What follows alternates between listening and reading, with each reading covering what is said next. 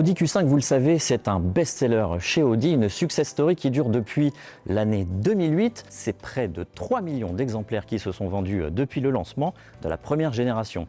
Alors, en 2024, le constructeur allemand nous présente la troisième génération de son Q5 et vous allez le constater, ils repartent d'une feuille blanche. Esthétiquement déjà, à l'intérieur également, mais aussi sous le capot, tout est nouveau et je vous invite à me suivre pour découvrir tout ça.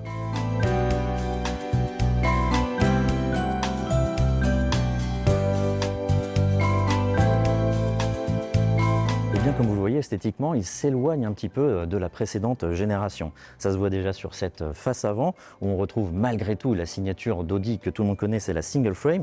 Ici, on a quand même affaire à une version qui est une version SQ5, qui a quelques particularités que l'on retrouvera aussi sur la version classique en finition S-Line, comme cette calandre single frame qui a ce design en nid d'abeille à l'intérieur et qui est entouré, vous le voyez ici, d'une petite pièce qui est noire laquée.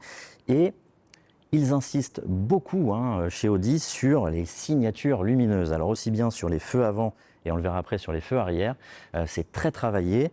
Ce sont des feux à LED à l'avant, ce sont des feux à technologie OLED à l'arrière.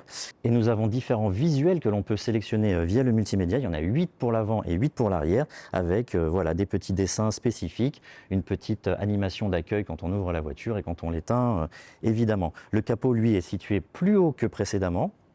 4 cm plus haut exactement.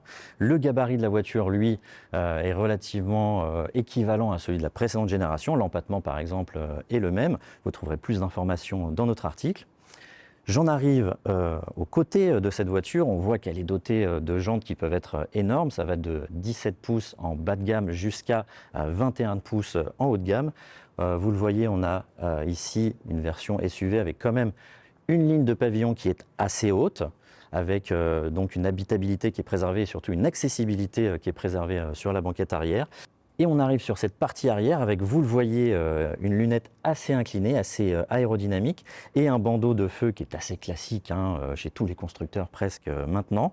Un petit effet 3D, vous le voyez, il y a vraiment une cassure entre la partie supérieure et la partie inférieure des feux. Et eh bien, ces petites lames qui sont OLED où on peut, je vous le disais, sélectionner plusieurs thèmes, on peut personnaliser la signature lumineuse de ces feux arrière. Et on a en bas du bouclier, vous le voyez ici sur cette version SQ5, un petit extracteur d'air, du plastique noir laqué et comme on a une version SQ5, c'est la double sortie d'échappement de chaque côté. Nous on trouve qu'esthétiquement ce nouveau Q5 est assez sympathique à regarder, un petit peu plus musclé que l'ancien tout en restant relativement élégant, ce qui est plutôt pas mal pour plaire au plus grand nombre. Et lorsque l'on pénètre à l'intérieur de ce nouveau Q5, on se rend compte qu'effectivement, tout a changé. La présentation est très différente, beaucoup plus moderne que précédemment.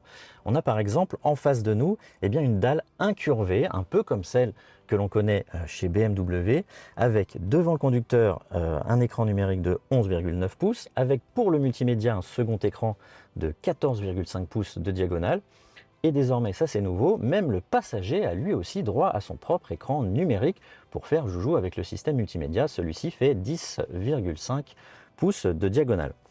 La qualité des matériaux est relativement correcte pour la catégorie. On a une planche de bord qui est moussée sur le dessus. Un bandeau de planche de bord ici qui a un petit aspect texturé qui n'est pas désagréable au regard. Et ici, une petite pièce en alcantara. Le volant, lui, est à méplat en haut et en bas, mais ça c'est parce qu'on est dans une version SQ5. Dans les versions classiques, il est un petit peu plus rond, en tout cas en haut. La sellerie est assez confortable et Audi joue aussi dans cet intérieur sur la lumière, les lumières d'ambiance. Alors on a bien sûr des endroits de planche de bord qui sont éclairés, dont on peut choisir la couleur. Par exemple, cette petite ligne colorée qui est sous les deux écrans, ça donne l'impression que cet écran est un petit peu flottant en quelque sorte. C'est plutôt pas mal réalisé. Et on a aussi une ligne de LED qui parcourt ici toute la planche de bord et qui se prolonge un petit peu ici sur les contreportes, dont on peut choisir la couleur aussi, mais qui est aussi active. C'est-à-dire que par exemple, quand vous avez le GPS et que vous devez tourner à droite, cela peut vous indiquer qu'il faut tourner à droite. Quand vous mettez le clignotant aussi, ça bouge. quand vous mettez les warnings. Également, un système qu'on connaissait déjà chez Volkswagen par exemple. Ensuite, en termes d'équipement et d'aide à la conduite, évidemment, ce Q5 fait le plein. Il y a tout ce qui existe dans la catégorie. Donc, je ne vais pas vous faire un inventaire à l'après-vert. Vous trouverez à peu près tout ça dans l'article qui accompagne cette vidéo sur le site Caradisiac. Mais voilà, on manque de rien et ce serait dommage si c'était le cas, effectivement, à ce niveau de gamme et à ce niveau de prix. En ce qui concerne la place à l'arrière, elle est plutôt assez bonne pour les genoux. Je vais vous illustrer ça en vidéo. Le volume de coffre, on n'a pas le volume quand la banquette est en place, mais on monte à 1473 litres quand la banquette est rabattue. Mécaniquement, le nouveau Q5 évolue aussi très largement. Sous son capot, du moins au lancement, 3 motorisations. Le Q5 que l'on appellera classique se dote en entrée de gamme en France d'un bloc 4 cylindres essence 2 litres TFSI de 204 chevaux et 340 Nm et d'un diesel TDI de 204 chevaux également et 400 Nm. Si le premier est disponible au choix en traction ou transmission intégrale quattro, le diesel n'est disponible qu'en quattro. Ces deux moteurs bénéficient d'une micro-hybridation 48 volts, un système qui, grâce à un moteur électrique qui seconde le thermique et peut apporter 24 chevaux et 230 Nm de couple supplémentaires sur une courte période, permet de réduire les consommations et les émissions. Il est alimenté par une batterie de 1,7 kWh brut et l'ensemble permet même d'évoluer en 100% électrique lors des manœuvres et à toute petite vitesse, ou lorsque la demande de puissance est très faible lorsque l'on roule. Le troisième moteur prend place sous le capot de la version sportive SQ5. Il s'agit d'un V6 3 litres TFSI de 367 chevaux et 550 Nm qui s'annonce plutôt véloce. Mais justement, les performances et consommations n'ont pas encore été communiquées. Plus tard arriveront des versions hybrides rechargeables de 299 et 367 chevaux, celles connues sur l'actuel Q5 qui pourront parcourir environ 80 km en tout électrique. Enfin, côté châssis, le nouveau Q5 dispose d'une direction progressive améliorée, d'amortisseurs classiques en série mais avec une adaptation passive au relief de la route, tandis qu'en option, on peut choisir un châssis adaptatif avec suspension pneumatique.